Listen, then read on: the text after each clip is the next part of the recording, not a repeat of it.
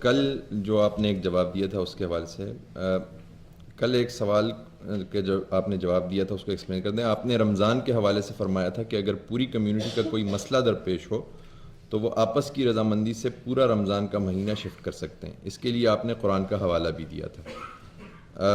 میں کوئی عالم نہیں ہوں مگر جہاں تک یاد ہے اس آیت میں لکھا ہے کہ تم میں سے اگر کوئی بیمار ہو یا سفر میں ہو تو گنتی کے چند دن بعد میں پورے کر لیں. زور گنتی پر ہے نہ کہ پورے رمضان پر. وضاحت فرما. یہ سوال مجھ سے جو کیا گیا تھا اس کا میں نے جواب دیا تھا. وہ سوال یہ تھا کہ بعض ایسے علاقے ہیں جن میں لوگوں کے لیے روزے کا تحمل ناممکن ہو جاتا ہے، یعنی اتنا لمبا ہو جاتا ہے کہ لوگوں کے لیے اس کا تحمل ممکن نہیں رہتا. ایسی صورت بارہا پیدا ہو جاتی ہے. آپ دیکھیے ہمارے ہاں پچھلے سال رمضان میں کراچی میں 13 سے زیادہ لوگ ایک ہی دن میں رخصت ہو گئے تھے دنیا سے. روزہ رکھا ہوا تھا انہوں نے، گرمی بہت شدید بڑھ گئی، غیر معمولی. اچھا، یہ جو موسم کی تبدیلیاں ہوتی ہیں یہ بھی اصل میں ہر علاقے پر اس کے لحاظ سے اثر انداز ہوتی ہیں. یعنی ہم جن ملکوں میں رہتے ہیں اس میں ہو سکتا ہے ہم زیادہ گرمی برداشت کر لیں. بعض دوسری جگہوں پر اگر موسمی تغیرات آ گئے ہیں اور لوگ اس کے عادی نہ ہوں تو وہ اس طرح برداشت نہیں کر پاتے. تو اللہ تعالیٰ نے یہ دو چیزوں کو اٹھایا ہے.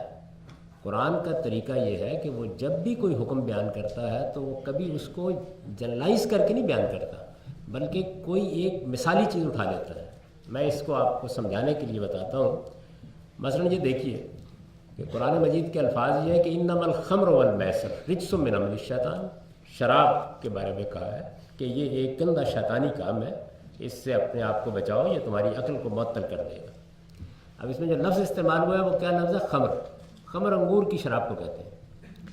تو یہ سوال پیدا ہوتا ہے، علمی سوال، کہ کیا قرآن مجید صرف انگور کی شراب پر گفتگو کر رہا ہے؟ یعنی مقصود کیا ہے؟ نشہ مقصود ہے. بالکل یہی صورتحال قرآن کی اس آیت میں بھی ہے. یعنی دو چیزوں کو مثال کے طور پر اٹھا لیا ہے اور یہ تمام الہامی صاحب کا اسلوب ہے کہ من کانا مریضاً او فی سفر. ظاہر ہے کہ جہاں گفتگو ہو رہی ہے وہاں جو بڑی چیز پیش آ سکتی ہے وہ یہی ہے کہ کوئی آدمی بیمار ہو گیا یا یہ ہے کہ وہ مسافر ہے. تو یہ کہا کہ جتنے روزے رہ گئے ہیں ان کو دوسرے دنوں میں پورے کر لو، یہ کہا قرآن مجید نے. اب اس کے بعد بے شمار اور چیزیں پیش آئیں اور ہمارے جیورسٹ نے اس کے بارے میں اسی آیت سے آرگو کیا، استدلال کیا کہ اس میں اللہ تعالیٰ نے یہ اصول قائم کر دیا ہے کہ مشقت ہو گئی، روزے کو برداشت کرنا مشکل نہیں رہا. یعنی سفر میں کیا ہوا ہے؟ یہی ہوا ہے. مریض کے ساتھ کیا معاملہ ہوا؟ یہی معاملہ ہوا ہے.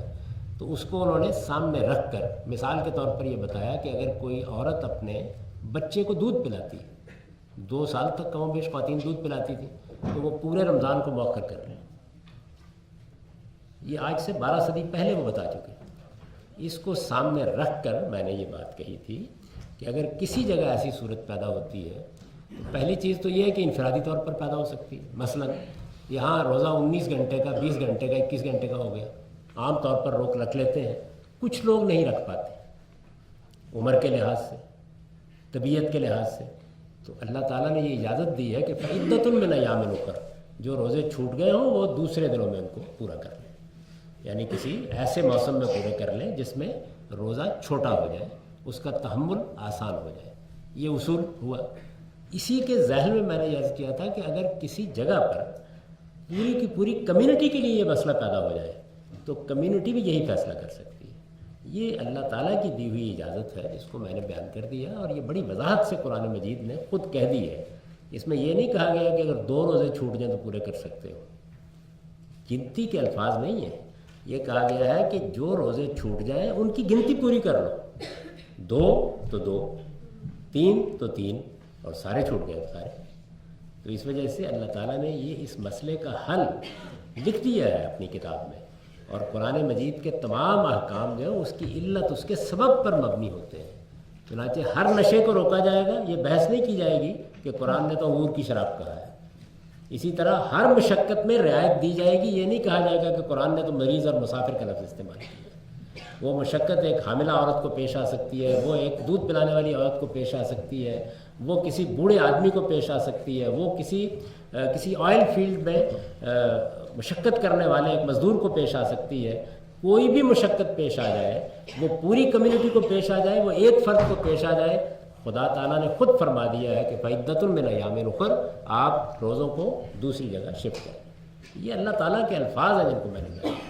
تو حضرہ کریم قرآن مجید کی اس بات کو سمجھیے، قرآن مجید صرف مریض اور مسافر کو رعایت نہیں دے رہا، وہ بطور مثال بیان کر رہا ہے کہ یہ وجہ ہے اس کی کہ اس کو آپ منتقل کر سکتے ہیں۔